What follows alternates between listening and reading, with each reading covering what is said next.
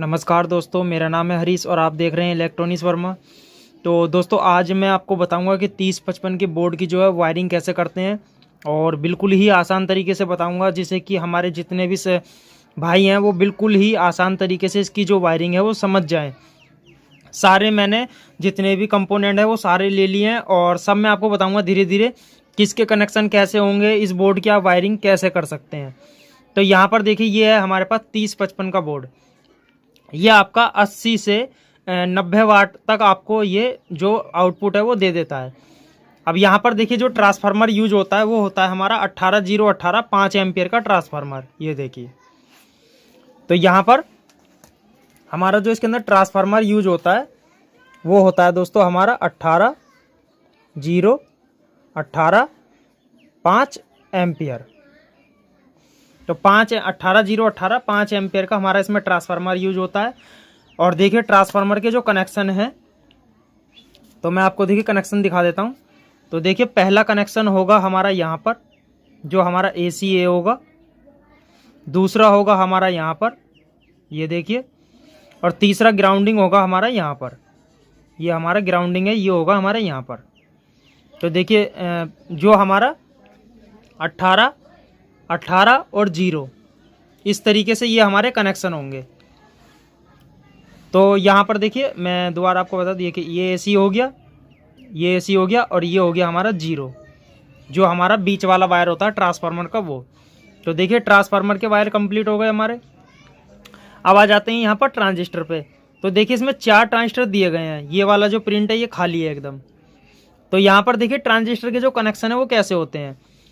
तो देखिए, पहला यहाँ पर होगा बेस, फिर कलेक्टर, फिर ईमीटर। इस तरीके से बेस, कलेक्टर, ईमीटर। फिर यहाँ पर होगा बेस, कलेक्टर, ईमीटर। तो इसमें भी देखिए बेस, कलेक्टर, ईमीटर। फिर यहाँ पर होगा बेस, कलेक्टर, ईमीटर।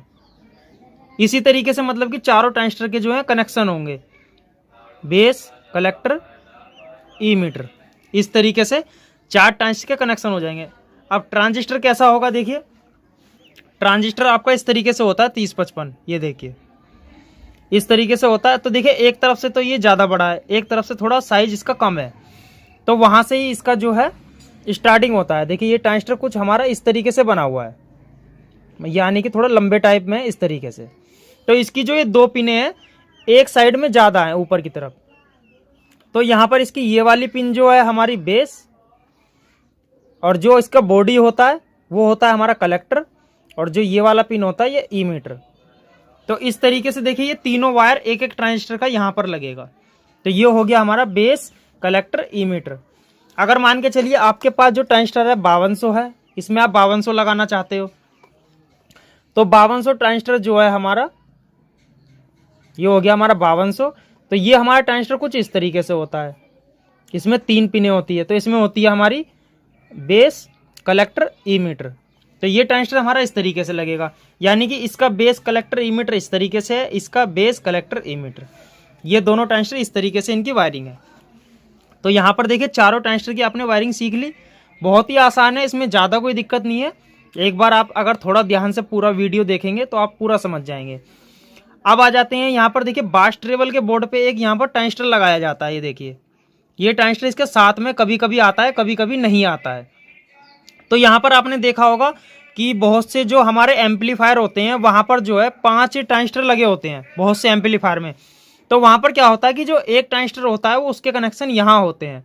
तो इसके कनेक्शन कैसे होंगे, तो यहाँ पर देखिए, आप ये भी ट्रांजिस्टर लगा सकते हैं, और आप चाहे कोई छोटा ट्रांजिस्टर लगा सकते हैं, जो हमारा जैसे कि C2073 होता है वो भी लगा सकते हैं। तो देखिए, अगर आपको 3055 लगाना है तो उसके कनेक्शन कैसे होंगे वो मैं आपको दिखा देता हूँ, क्योंकि इसके अंदर भी बेस, कलेक्टर, ईमीटर ही होता है। तो यहाँ पर देखिए, ये वाला जो पिन है ये बेस हो गया, जहाँ पर हमारा जिना डायोड लगा होता है। ये देखिए, जिना डायोड लगा हुआ है, ये हमारा बेस हो गया। ये हमारा कलेक्टर हो गया, ये हमारा कलेक्टर है, जहाँ पर हमारा सप्लाई का देखिए कैपेसिटर का जो पॉजिटिव पॉइंट है वहाँ पर हो गया हमारा कलेक्टर। और ये हो गया हमारा ईमीटर। ये हमारा जो ईमीटर है ये जाता है हमारा, देखिए जो बास ट्रेवल के बोर्ड है, देखिए यहाँ पर 1016 कैपेसिटर लगा हुआ है, एक यहाँ पर 1016 कैपेसिटर लगा हुआ है। इस ट्रांजिस्टर का दोस्तों काम ये है कि यहाँ पर जो वोल्टेज है वो 12 से 15 वोल्टेज वो पहुँचाता है, क्योंकि यहाँ पर जीना डायोड से पहले वोल्टेज कम हो गई, फिर बेस पे वोल्टेज आई। बेस ने क्या काम करा, जो ई मीटर से वोल्टेज है पॉजिटिव वो यहाँ पर भेजा ई मीटर पे। ई मीटर ने क्या काम करा कि इस बास्टेबल बोर्ड को जो है सप्लाई दे दी। जब तक आप यहाँ ट्रांजिस्टर नहीं लगाओगे आपका बोर्ड जो है वो ऑन नहीं होगा, उसके अंदर कोई भी ऑडियो नहीं आएगी। तो आपने ये वाला ट्रांजिस्टर का भी सीख लिया। और अगर आपके पास कोई छोटा ट्रांजिस्टर है, जैसे कि ये देखिए 2073 ट्रांजिस्टर है, तो इसका पहला नंबर बेस, कलेक्टर, ई मीटर। तो यहाँ पर देखिए ये ट्रांजिस्टर हम इस तरीके से भी लगा सकते हैं। और अगर बड़ा है आपके पास तो मैंने आपको बता दिया है कि उसके जो बेस, कलेक्टर, ई मीटर जो कनेक्शन है वो कैसे हैं। ये ट्रांजिस्टर हम इस तरीके से भी लगा सकते हैं। ये देखिए इस तरीके से भी हम लगा सकते हैं। तो यहाँ पर देखिए आ गया बेस, कलेक्टर, ई मीटर। इस तरीके से ये ट्रांजिस्टर लगा रहेगा, हमारा बोर्ड जो है वो ऑन रहेगा। जो छोटा ट्रांजिस्टर भी लगा सकते हैं आप, बड़ा भी लगा सकते हैं। अब देखिए हमारे जो हैं ट्रांजिस्टर के सारे कनेक्शन हो गए। अब ये आ जाते हैं हमारे देखिए बास ट्रेबल। ये देखिए ये जो बास ट्रेबल है हमारे, इसके सीधे सीधे कनेक्शन होते हैं। ये पहले देखिए हमारा देखिए वॉल्यूम होता है ये वाला, ये 3 पिन का होता है। तो देखिए पहले 3 पिन तो इस वाले पे लग जाएगी, फिर जो इसकी आगे वाली पिन है वो 3 पिन इधर बास पे लग जाएगी। तो दोनों बास के कनेक्शन एक वॉल्यूम में पूरे हो जाएंगे इस तरीके से। पहले 3 पिन यहाँ, फिर 3 पिन यहाँ।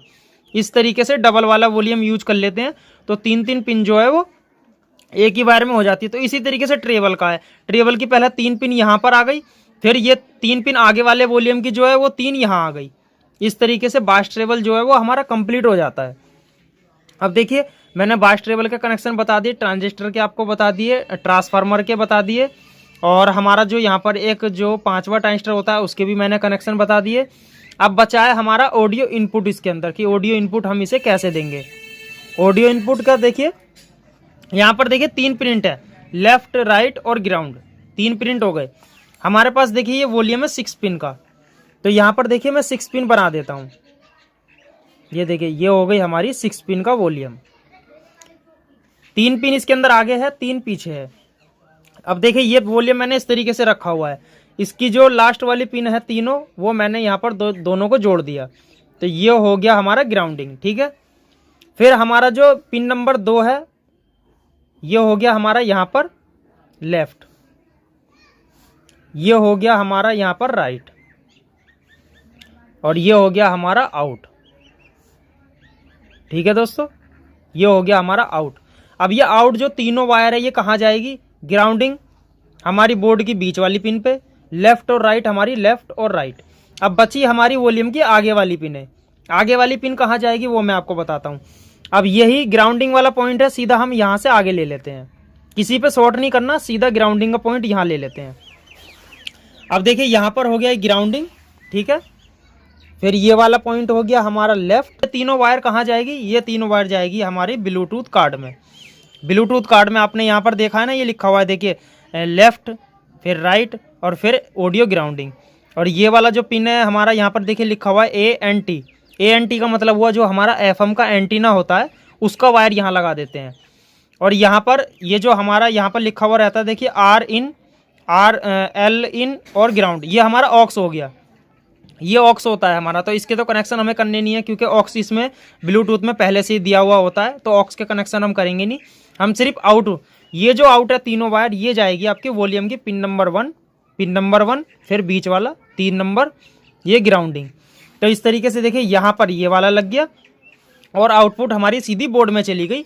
जो बोर्ड की हमारी ये हो गई हमारी लेफ्ट, ये हो गई हमारी राइट, और ये हो गया हमारा ग्राउंड। तो इस तरीके से देखिए अब ये वायरिंग हमारी कंप्लीट हो गई। अब बची इसके अंदर स्पीकर की वायर, कि स्पीकर की वायर हम कहाँ लगाएंगे। ये बोर्ड तो हमारा पूरा कंप्लीट हो गया, वायरिंग भी कंप्लीट हो गई।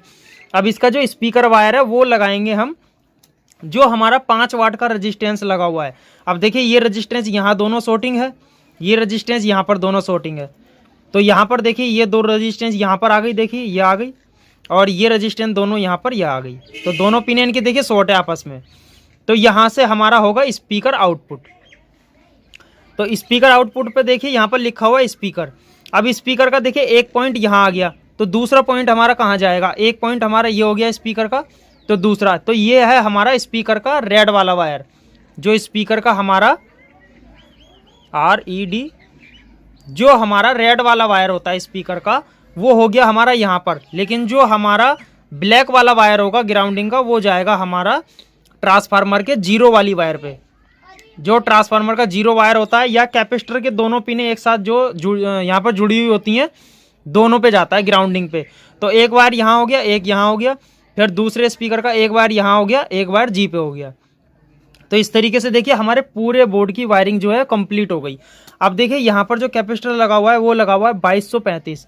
अगर आप यहाँ पर थोड़ा सा बेस और अच्छा चाहते हैं तो यहाँ पर आप लगाएंगे 4735 वोल्ट का कैपेसिटर, तो उससे जो है बेस जो है आपको थोड़ा और अच्छा मिलेगा। अब देखिए यहाँ पर मेरे पास बहुत भाई के कमेंट आते हैं कि सर हम जब कोई नया सर्किट लाते हैं बनाते हैं और वो चलता नहीं है। ये हमेशा याद रखें, जब हम मार्केट से इस बोर्ड को लेके आते हैं तो बहुत से आदमी कोई इसे इस तरीके से मार्केट में फेंक देता है, कोई इसको इस तरीके से फेंक देता है। तो यहाँ पर क्या है, इसमें ड्राई का प्रॉब्लम आ जाता है। तो जब कभी भी आप नया बोर्ड लगाएं तो पहले देखें कि उसके सारे कंपोनेंट कहीं ड्राई तो नहीं है। अब देखिए ये नया बोर्ड है एकदम, इसमें अभी तक देखिए कोई भी सोल्डिंग वगैरह नहीं है, ये देखिए। अब इसके अंदर मैं आपको दिखाता हूँ देखिए कमियाँ क्या क्या है, तो आपको भी पता लगेगा कि नया बोर्ड हमें किस तरीके से देखना पड़ता है। अब देखिए इसके अंदर देखिए ये वाला देखिए इसमें कैपेसिटर लगा हुआ है देखिए 1016। अब देखिए यहाँ पर देखिए ये प्रिंट ड्राई है, ये देखिए, ये देखिए मैं आपको जूम करके दिखाता हूँ जो आपको एकदम साफ दिखाई देगा। ये देखिए ये प्रिंट ड्राई है, ये देखिए। अब मैं देखिए आपको यहाँ पर देखिए शॉर्टिंग दिखाता हूँ, ये देखिए यहाँ पर देखिए जो ट्रांजिस्टर लगा हुआ है देखिए यहाँ पर शॉर्टिंग है, ये शॉर्टिंग हो गया। ये यहाँ पर देखिए ड्राई हो गया, ये देखिए। और यहाँ पर जो 5 वाट का रेजिस्टेंस लगा हुआ है ये देखिए, यहाँ पर भी मैं दिखाता हूँ, ये देखिए ये रेजिस्टेंस भी देखिए ड्राई है। तो इस तरीके से जब कभी भी आप नया बोर्ड लाते हो तो नया बोर्ड पहले अच्छी तरह उसे चेक करो, चेक करने के बाद उसका सारा सोल्डिंग चेक करो, उसका ड्राई वगैरह चेक करो कि कोई प्रिंट उसमें शॉर्ट तो नहीं है या कोई कंपोनेंट हमारा ड्राई तो नहीं हो रहा है। इस तरीके से पूरा कंपोनेंट देख के फिर उसके बाद ही बोर्ड को असेंबल करें। उससे क्या होगा, आपका बोर्ड लगाते ही चल जाएगा, कोई भी प्रॉब्लम उसमें नहीं आएगी। क्योंकि देखो कभी कभी क्या होता है हम नए नए जो है कंपोनेंट या बोर्ड वगैरह लाते हैं, डायरेक्ट लगाते हैं और वो नहीं चलता है, उसमें यही प्रॉब्लम होती है शॉर्टिंग की या ड्राई की। तो ये ड्राई था। अब देखिए मैंने इसे देख लिया, अब मैं इसको दोबारा से अच्छी तरह सोल्डिंग करके, सोल्डिंग करने के बाद जो है इसको ड्राई व्राई हटा के फिर उस समय बोर्ड लगाऊंगा। तो उस समय क्या है, मुझे कोई दिक्कत नहीं आएगी, बोर्ड एकदम बढ़िया चल जाएगा। तो दोस्तों मेरी ये जानकारी आपको कैसी लगी? अगर अच्छी लगी हो वीडियो को लाइक करना, शेयर करना, सब्सक्राइब करना, बेल के आइकन को जरूर दबाना, क्योंकि मैं आगे भी आपके लिए ऐसी ही जानकारी लाता रहूँगा।